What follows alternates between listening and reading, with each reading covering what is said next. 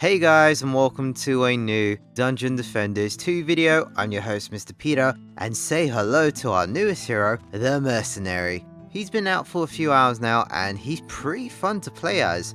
I haven't yet tested all the new mods and shards on him yet because I don't have any defender medals. Nevertheless, I think I have a solid build on him. I'm using healthy power, damage buff and swap damage. Now this is for the gloves and helmet. For the boots, I have Tenacity, and for the chest, I have snakeskin armor. You may be wondering why I have one Tenacity mod. There's two reasons why. Number one, the Mercenary has a secret passive where he gains 50% Tenacity. And number two, the Shard Escape Artist provides 37.5% Tenacity. So all I need is one Tenacity mod to reach to 100% Tenacity. I'm actually very curious if a Gilded Escape Artist increases the Tenacity to 50%. That means I won't even need a Tenacity mod and I can add more damage. For the weapon, I have one light and one heavy. The light weapon is to attack fast and a heavy weapon is to strike hard, whilst also having the same attack speed as the light weapon. I have Midas Touch for the extra damage, Frostfire for the wave clear, Focus Power Chip because combat preparation will be on cooldown most of the time, Ice Chip to freeze enemies, Drakenlord Soul for the extra crowd control. Fun fact, the range of the ice bubble is doubled for the Mercenary for some reason. I'll demonstrate that later on. I have to thank Psycho and Brian for randomly discovering that. And lastly, Melee Chip for the percentage damage. I actually recommend Controller Chip instead, but I don't have a spare one, so Melee Chip will have to do. I know he has a new mod, I will get around to it, but at the moment I can't find it, so I don't know if it's good or not.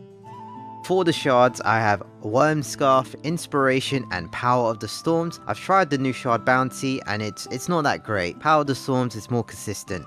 Bulwark, Power Gambit, Shadow Prince, Beacon of the Storm, Critical Strike, Sharp Thinking, Speed Boost and Escape Artist, Poison Blade, Burning Strikes and Backstab. Backstab is the most important shard to have. This is where most of your damage is coming from. You deal double the damage if you attack from behind, so that's generally what we're going to do most of the time, attack from behind. Sundering Blow, Drenching Strikes to freeze enemies, and Venomous Strikes. So that's the shards and mods that I'm using. I've only tried this build on the lower floors and it does extremely well, but can it do well on a higher floor? Let's find out. Welcome back, I'm on floor 727 and I'll be playing as the Mercenary with the same gears, mods and shards that I showed earlier. But before we start the wave, let me show you the Drakenlord Soul mod. You can slightly see the bubble radius, if not I'll mark it for you.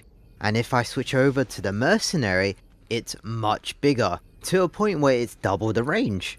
I don't know why, maybe it's a bug or maybe it's something in his passive. I just don't know, but what I do know is that it's bigger on him. We'll go to this lane. I was actually thinking of jumping in there, but they're taking too long to spawn.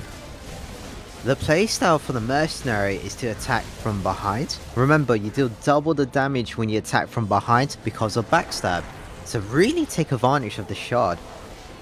You don't really see many melee heroes in Onslaught. The Barb is an exception because of his stupidly powerful sustain.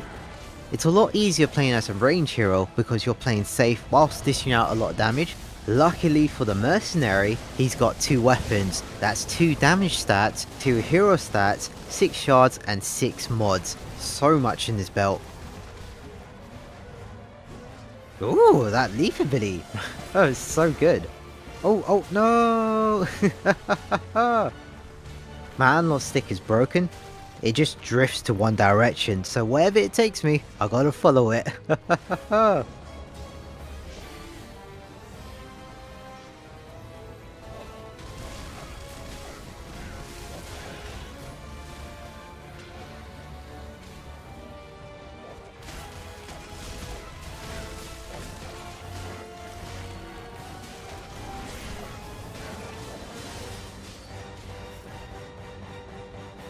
Oh, I didn't even notice that assassin.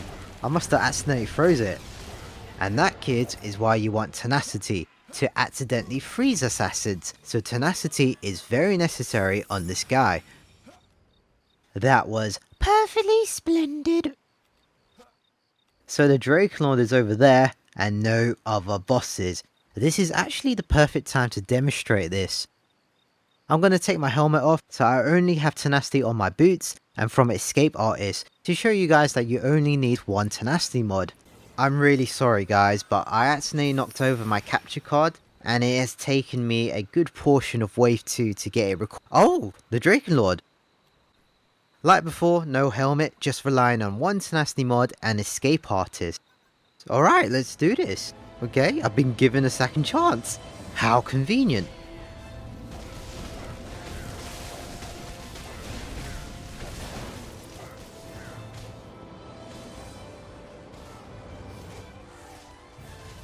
Whoops, wrong button.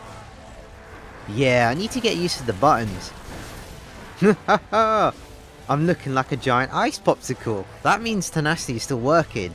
Normally I would be slowed from the Frost Goblin's attack, but I didn't feel any slowdown at all. So yeah, Tenacity is still working even without the helmet.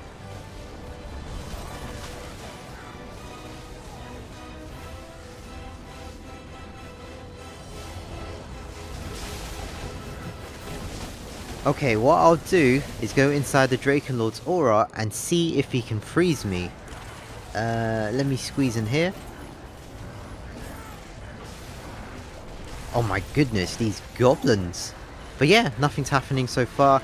He hasn't slowed me or freezed me yet. So that's proof that all you need is one Tenacity mod and the Shard Escape Artist to have 100% Tenacity.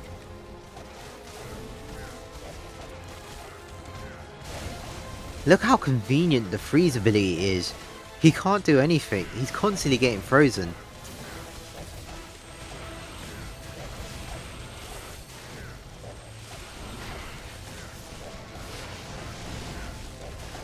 Hey! Overall, I'm pretty impressed with this new hero, and I'm really liking the build that I've got for him.